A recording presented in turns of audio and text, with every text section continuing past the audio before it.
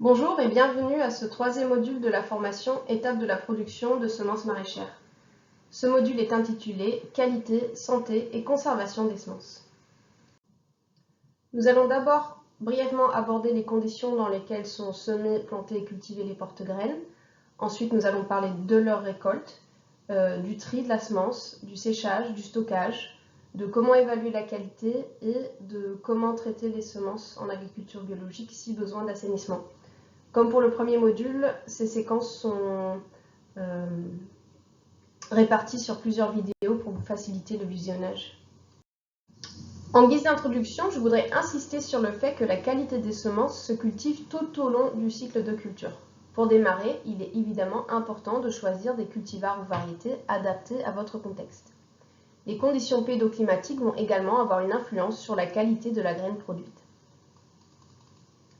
Tout au long de la culture, il faut bien surveiller les plantes pour s'assurer qu'elles soient en bonne santé et éventuellement procéder à une épuration de plantes malades ou une sélection des porte-graines les plus beaux.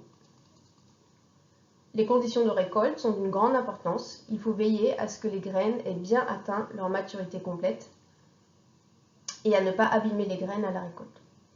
Une fois récoltées, les semences doivent être nettoyées, séchées et stockées en de bonnes conditions. Parfois, il y a besoin de traitements pour assainir les semences. Tout cela influe non seulement sur la capacité germinative, donc le taux de germination que l'on va obtenir des graines, mais aussi leur vigueur et robustesse. Nous allons voir tout ça par la suite. Sans doute que la vie microbienne associée aux plantes et aux semences joue également un rôle non négligeable, surtout en agriculture biologique. C'est un domaine qui fait l'objet de beaucoup de recherches depuis plusieurs années, mais que nous n'allons pas pouvoir aborder dans cette formation. Commençons donc par quelques petits conseils et points de vigilance concernant les conditions dans lesquelles sont semées, plantées et cultivées les porte-graines. Concernant le choix du terrain, il faut bien avoir en tête qu'une plante saine et bien nourrie produira des semences bien nourries et vigoureuses. On va donc choisir un terrain plutôt fertile et produire des semences dans de bonnes conditions.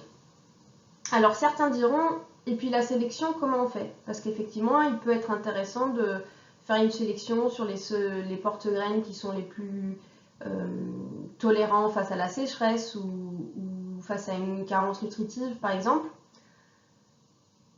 Eh bien, lorsqu'il y a une telle sélection pour la tolérance à la sécheresse, une carence ou un autre stress, je conseillerais de dissocier la sélection et la production de semences. Dans le module A, nous avons vu la notion de semences de pré-base, base et semences commerciales. On peut donc faire une telle sélection pour une résilience sur les semences de pré-base ou de base. Et ensuite, à partir de cette semence, produire de la semence dans de bonnes conditions pour produire de la semence de qualité et vigoureuse. Comme mentionné précédemment, il faut surveiller la culture pour s'assurer qu'elle soit en bonne santé. Cela est bien sûr vrai pour n'importe quelle culture, mais encore plus pour une culture porte-graines. Si une maladie apparaît dans la culture, on peut choisir d'épurer, c'est-à-dire d'éliminer les plants malades. On peut aussi procéder à une sélection positive des plantes porte-graines les plus saines et vigoureuses. Cela va dépendre du contexte, de la maladie en question et de la quantité de graines que vous avez besoin de produire. Si une maladie apparaît dans votre culture porte-graines, il est important de se demander si cette maladie est transmissible par la semence ou non. Lorsque vous avez bien identifié la maladie, le site IFITIA entretenu par l'INRAE est assez utile pour vous indiquer le cycle biologique du pathogène pour savoir si cette maladie est transmissible par la graine ou non. Dans les photos, je vous ai mis des exemples sur le haricot. À gauche, on voit la graisse commune du haricot qui, elle, est transmissible par la semence, ainsi que le virus BCMV, Bean Common Mosaic Virus, qui est également transmis par la semence. Tout à droite, on voit le BYMV, Bean Yellow Mosaic Virus, qui lui n'est pas transmis par la semence. Donc, vous voyez que des fois, il peut y avoir des symptômes très ressemblants et souvent, il n'y a qu'une analyse en laboratoire qui pourra vous donner la certitude sur le pathogène et la maladie que vous voyez. Passons maintenant à la récolte, qui est un moment clé pour la qualité des semences. Nous avons vu dans le module A sur la production de semences que la maturité physiologique du fruit indique le moment où on récolte les semences. Parfois, cela correspond à la maturité de consommation, comme pour la tomate ou le poivron. Parfois, cela dépasse le stade de consommation, comme pour le concombre. Parfois, selon les contraintes météo et le matériel disponible, on rentre des plantes entières ou une partie de ces plantes pour les faire sécher à l'abri, comme on le voit sur la photo de droite pour un haricot. Mais au-delà de la maturité du fruit, il y a d'autres processus qui jouent sur la maturité de la graine, qui ont une grande importance pour la qualité de la semence qu'on va produire. C'est ce que nous allons voir dans les prochaines diapositives. En effet, les semences arrivées à pleine maturité ont une meilleure vigueur. Elles sont plus tolérantes au stress biotique, c'est-à-dire les maladies, comme celles qui provoquent des fonds des semis, ou abiotiques, telles que par exemple un sol plus dur, croûté, qui rend l'émergence des plantules plus difficile. A contrario, les semences qui ne sont pas arrivées à pleine maturité ont une vigueur plus faible. Elles seront plus sensibles au stress biotique et abiotique. Voyons à présent ce qui se joue à la maturité d'une graine. Ce schéma montre le développement des semences. On y voit que la matière sèche augmente jusqu'à sa maturité physiologique. À ce moment, le lien entre la plante porte-graine et la graine est rompu et le remplissage des graines avec des protéines de réserve, des huiles et l'amidon se termine. Le taux maximal de matière sèche est donc atteint et la graine commence à sécher. Le taux d'humidité indiqué en bleu diminue dans le schéma.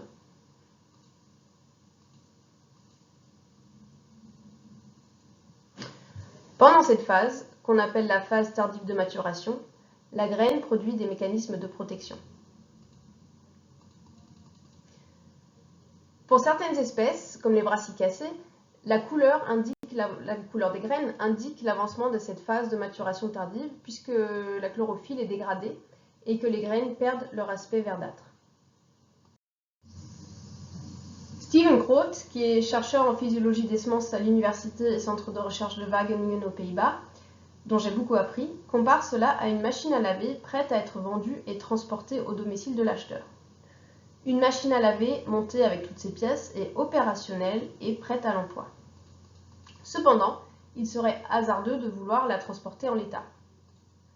Avant le transport, on l'emballe généralement dans des couches de polystyrène et carton pour qu'elle soit protégée contre les chocs et autres aléas. C'est comparable pour la semence. Elle est capable de bien germer dès la maturité physiologique, mais il faut attendre la fin de la phase tardive de maturation pour qu'elle soit protégée contre différents aléas et se conserve mieux. D'ailleurs, c'est le moment d'indiquer que de nombreuses diapositives de ce module ont été mises à disposition par Steven Groot de l'Université de Wageningen dans le cadre du projet européen Life Seeding qui est actuellement en cours. Mais alors, quel est donc le moment de récolte optimal? Souvent, cela coïncide avec le moment où les graines sont naturellement relâchées par la plante porte-graines pour être dispersées. C'est l'égrenage chez de nombreuses espèces, ou chez d'autres espèces, c'est quand les fruits sont mûrs pour être dispersés par les animaux qui mangent ces fruits. Cela est donc très simple pour les fruits comme les tomates et les poivrons, les melons et les pastèques. Les graines sont arrivées à pleine maturité lorsque le fruit est bien mûr. Pour les courges, cependant, il est conseillé d'attendre quelques semaines, voire quelques mois, après la récolte des fruits, avant l'extraction des graines, pour permettre aux graines de finir de mûrir. C'est un peu plus délicat pour les espèces qui ont une maturité progressive dans le temps et dont les semences tombent au sol dès qu'elles sont complètement mûres. C'est ce qu'on appelle l'égrenage. C'est le cas de l'oignon et des brassicacées par exemple, mais aussi de la laitue qui vous concernera peut-être un peu plus en Polynésie ou à Mayotte. Donc, quand récolter ces plantes qui égrènent? Nous avons vu que les semences de certaines espèces mûrissent progressivement, comme pour l'oignon. Alors, les fruits peuvent être récoltés quand les premières graines commencent à se disperser. C'est-à-dire pour éviter que les graines tombent au sol au champ, on va ramasser les fruits d'oignons ou de laitue et les mettre à l'abri pour qu'elles finissent de mûrir et sécher. Par conséquent, La majorité des semences n'est pas complètement mûre lorsqu'on rentre les fruits. Que faire? Comment optimiser le séchage et cette phase de maturation tardive? Nous l'avons vu précédemment, le lien entre la graine et la plante est interrompu à la maturité physiologique. L'apport de nutriments, notamment de sucre à la graine, est alors arrêté. Mais la graine reste active d'un point de vue métabolique. Elle met en place des mécanismes de protection tels que les protéines LEA. Il y a des sucres qui remplacent l'eau dans le cytoplasme.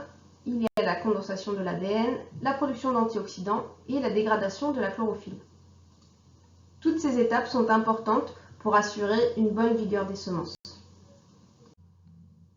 La mise en place de ces mécanismes de protection nécessite une activité enzymatique et de la production d'énergie dans la graine, dans ses cellules. Il faut donc du temps et de l'humidité. Un séchage trop rapide à la récolte fixerait la situation. Donc, si la protection n'est pas encore optimale, la situation est fixée et les mécanismes de protection ne pourront pas être mis en place. Un séchage plus lent peut prolonger le développement de la vigueur des semences. Attention cependant aux moisissures si les graines sont encore trop humides et qu'elles sèchent trop lentement. Parlons maintenant du tri de la semence. Le pré-nettoyage que nous avons abordé dans le module A aura enlevé une grosse partie des débris de plantes, de poussière et les graines les plus légères. Ainsi, le volume du lot est réduit, ce qui facilite le séchage et le stockage. Si vous multipliez des semences pour une entreprise semencière, c'est généralement à ce stade que vous livrez le lot à l'entreprise qui prendra en charge le reste du tri. Si vous produisez de la semence à votre propre compte, pour une maison des semences paysannes ou pour un collectif de maraîchers, il va falloir procéder à un tri plus minutieux. Selon les techniques et équipements utilisés, on profite de différentes propriétés des graines pour les trier, notamment le volume, le poids, l'épaisseur et la largeur des graines quand on travaille avec des grilles. Cela est le cas quand on utilise le nettoyeur séparateur, le tarare ou tout simplement le tamis, enfin les tamis plutôt. Ceux-ci sont utilisés pour le premier dégrossi, ce que nous avons appelé le pré-nettoyage dans le module A. Ensuite, il est très utile de trier sur la densité. En enlevant les semences les moins denses et gardant celles qui ont une densité plus importante, on conserve les meilleures graines. La table densimétrique fait un tel tri à l'aide de vibrations.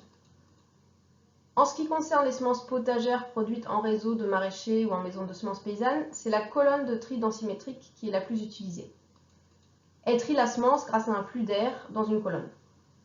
Pour des petites quantités de semences, on peut aussi faire vibrer les semences en les secouant légèrement dans un tamis incliné. De trier sur la longueur, la couleur ou la forme du grain demande des équipements spécifiques qui peuvent être utiles dans certains cas. Le trieur alvéolaire trie à partir de la longueur du grain. Le trieur optique éjecte les grains en fonction de la couleur ou de la forme. Il s'agit d'un équipement assez coûteux qui est rarement utilisé par des petits collectifs qui produisent des semences. En cas de besoin, on peut faire appel à des prestataires pour ce type de tri. Voyons maintenant quelques exemples d'équipements de tri. Comme déjà indiqué dans le module A, des tamis avec des grilles de différentes tailles font partie du matériel de base quand on produit de la semence en petite quantité. On peut enlever ce qui est le plus gros ou le plus petit en fonction du choix des mailles. En secouant le tamis incliné de manière à secouer les graines, on peut aussi faire un tri sur la densité à la manière d'une table densimétrique, comme évoqué tout à l'heure. La colonne de tri densimétrique est très utile pour trier des lots de semences un peu plus importants sur la densité et de manière bien plus précise que les tamis. Un flux d'air vertical emporte les graines. Elles sont triées en fonction de la distance qu'elles vont parcourir dans ce flux d'air. Les plus denses tomberont en première. On peut régler le flux d'air pour faire un tri plus ou moins rigoureux. En France métropolitaine, de nombreux collectifs de semences locales ou maisons des semences paysannes sont équipés d'une telle colonne.